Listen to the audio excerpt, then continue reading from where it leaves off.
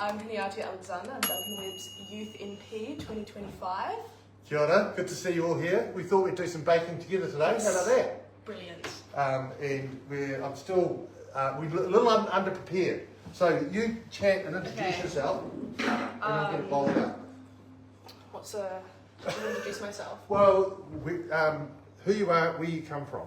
Okay, so Hineātea Alexander. I grew up in Ōtautahi, Christchurch here.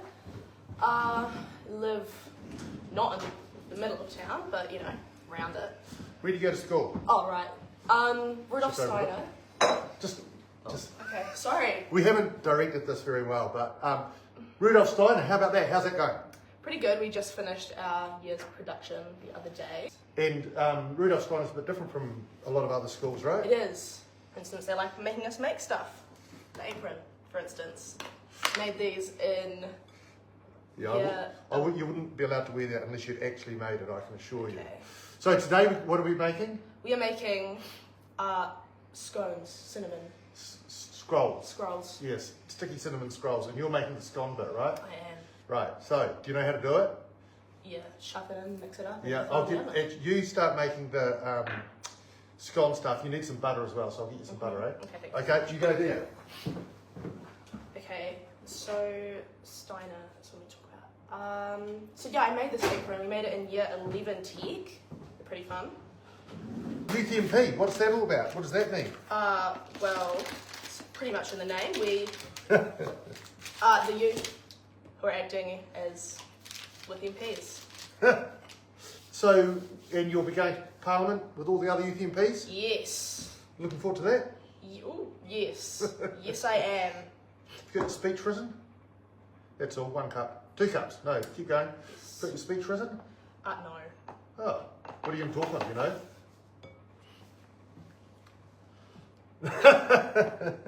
Anyway, have you been, don't worry about it, you can't go wrong. It's about a cup. And tell me, have you been following politics recently? Yes.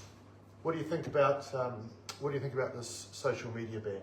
The social media ban, well, I wasn't actually allowed social media for the rest of my life. I wasn't going to be allowed it till I was 14, but then COVID happened and it was really hard to stay connected to all my friends. So Mum let me have privated social media when I was 12. Do you think we should be banning it? I would say not. I'd say there actually needs to be a lot of put in place to make it safer for young people, because the thing that everyone's like, oh, we should just ban it, because they're focusing on the negative, which people tend to focus on the negative is well, that is true. How brains work, and that's how you get more clicks. But well, there's a lot of crazy stuff on on social media, isn't there? There is, but there's also a lot of good stuff. So one of the people who work at Youthline said that social media is a good way for young people to access support, like in mental health and I hadn't actually thought about that, but that's actually quite a good community. Point, Like some people live in houses where it's like not as easy for them to feel safe or like accepted like everyone in their family, and then like online is a lot of good place to access mental health and community and do you stay in touch with your friends? How much do you use social media for that? A fair bit. So a lot of my friends we text on like Instagram. Yeah, you use it messages. And Snapchat, but that's more like you find something funny and you want to send your friend a picture of it. And you're like, well, look at what I saw today. So social media ban is a bad idea, you think? I think it's much more important to make it safer for young people than it is to just outright ban it, because it's more like... It's just... Oh, sorry. Yeah, just very... You can't do 2 things at once. Usually I can, but, you got a 17-year-old up at, like, before 12 on a Saturday, so I'm kind of struggling. Oh, what time do you usually get up? All right, so social media ban. So, in terms of, I guess the other thing is what responsibility does the, like Facebook or Instagram or Snapchat, what responsibility do they have for the crazy stuff that gets put up there, right? I think, like, especially, it just needs to be more put in place that, like people who online and become influencers that are possibly negative to prey on young people, and how they might be insecure and how life might be a little hard for them. Well, there's a lot of stuff about appearance, right? About Yes. how guys should be muscly or women Yeah, should be it's attractive. tons of those. And the thing is, a lot of it is targeted to young people. Yeah. So a lot of them will advertise themselves as like, oh, this is my life, this is my lifestyle thing of what I'm doing, and they're just showing their life. But it's never actually true.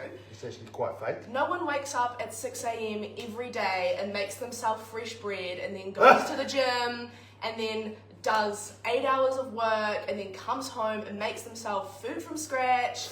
No one does that every single day. No.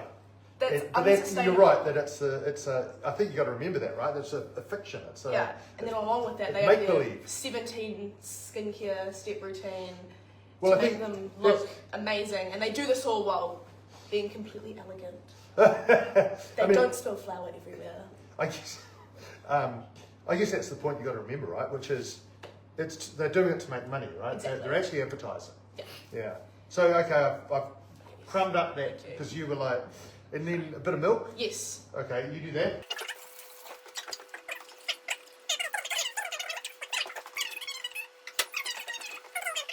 But did you follow the Privileges Committee decision to ban the Māori Party members from Parliament? I did not. Oh, okay. Half of the Privileges Committee want to ban them, Rāori and Debbie, for 3 weeks. What do you think about that? Oh yeah, is that from because of the haka? Yeah. Yes, actually no, I did see some stuff about that. My bad. That I think that's stupid. What do you think about that, the haka, the behaviour, generally? I thought I liked it. You liked it? I liked it. We probably- I am not, I am a young Māori person, so Yeah. it was very, I liked it. I don't. Got no, yeah, you thought it was a good idea. Do you think did. that they should get any? Do you think they should be told off at all? No. Because they were right in the middle of the vote, right? I guess that's the point. They were in the middle of the vote, and that is not exactly to conduct of Parliament.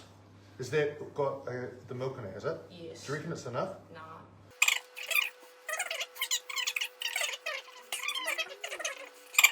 So, what about pay equity stuff? Let's have a look at this. Pay equity stuff, yeah. Have you worked out what it's all about? You don't think women who do similar jobs should get paid the same, do you? Good God, No, we should get paid much less. We should stay in here where we belong. No, okay, sorry. That was a little bit provocative. That was, I'm sorry. Yeah, I think that's terrible. Yeah, man. Like pay equity, where it was that like women would finally have enough pay to make it equal to like the hundreds of years of Yeah. not being paid for work. It was barely even meant to happen in my lifetime, and now we're taking steps back to make it even worse. Yeah. So this is the pay equity. The National Party and their mates just canned 33 pay equity claims. These are claims by people like nurses, midwives, care workers, who else? Probation officers. So you're very front and centre, aren't you? Shift over a little bit because then we can both talk. Yeah, so pay equity. So all those claims were in place, and the idea was that you'd compare across comparable industries. So social work is a really good idea, female dominated, but you couldn't just look within, say, Oranga Tamariki or other industries and organisations where there were just social workers. So you wanted to compare outside of other industries to look at comparable jobs with comparable qualifications, which is a 4-year degree for social work.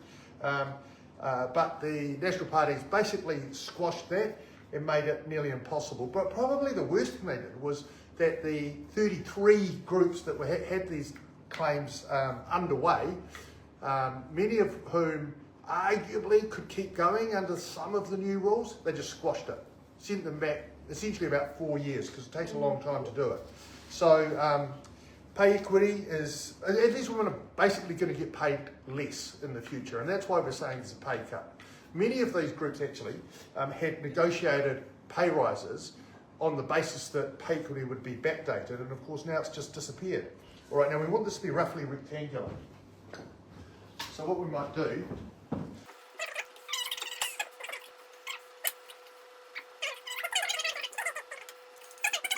And of course, the other thing that's going on at the moment is a pretty significant unemployment rate, eh?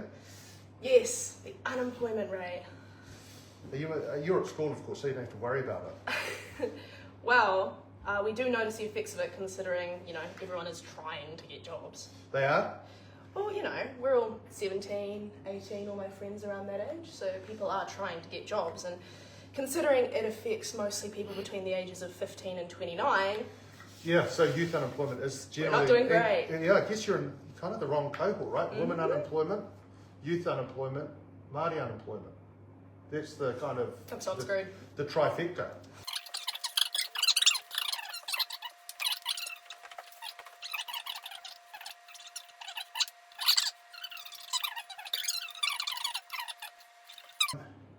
How do you feel about the youth of today? Are they youth of today worse than they ever were before? Well... They will spread out quite a bit, so you probably only want about three a row. 3 a row, got it. Youth of today. I can't speak for every youth because, we're not a hive mind. But I did do some research on what are the interest in what young people care about because UN Youth did some stats. UN Youth? Yeah. So New Zealand's youth care about mostly, justice and equity, education, youth development, and international relations. Oh my goodness, they sound very woke youth. Very woke youth. Well, what about the actual youth? What do the actual youth care about? The fact that no one can get a job. Right, that's interesting. So I've got some golden syrup and water here, so we're just going to pour that over them and see how that goes. That's the youth around me is all I can speak to because they're the ones I talk to. And, you're like, oh, I'm kind of hungry after school. Maybe we should go study at a cafe. Never mind. What about education of youth? About civics and voting and that sort of thing. Well, I have a weird. Sorry, I should have taken the bacon out. So I have a lot of friends who have a very big interest in civics, obviously. Yeah. And they think there should be more education around it, because there's not much. But I also have some friends who I remember a while ago had to take a personality test. Oh yeah. For a health class. It was about a year ago. Early last year, it was a very long time ago. And when they asked how they leaned politically, all of them said they put neutral for every single question because they don't pay attention to politics because they don't understand it. So why should we give young people the vote, for goodness sake? Well, it's around an education thing because you say we can never know about it, no one bothers to teach you about it, so it becomes sort of a self-fulfilling prophecy. We should teach that stuff at school? So, yes, we should teach civics at school. A good example is in Wales. Civics is a huge part of the education system, and the vote has been brought down to 16 because they educate them in a way that makes them, functional citizens and very good when it comes to things like that. And I think that would be a very good step forward. Yes to 16-year-olds voting, but only if they're educated a bit, and take the vote off old people. You know what? Yeah. No, that was a joke. I know. But no, it's a really interesting question. So, certainly, the Supreme Court said that there appears to be no good argument for not giving 16-year-olds the vote. No, I think it would be a good idea because we don't really have a voice in properly to affect politics currently, and we're the ones who are growing up into the world of where the policies are going to affect.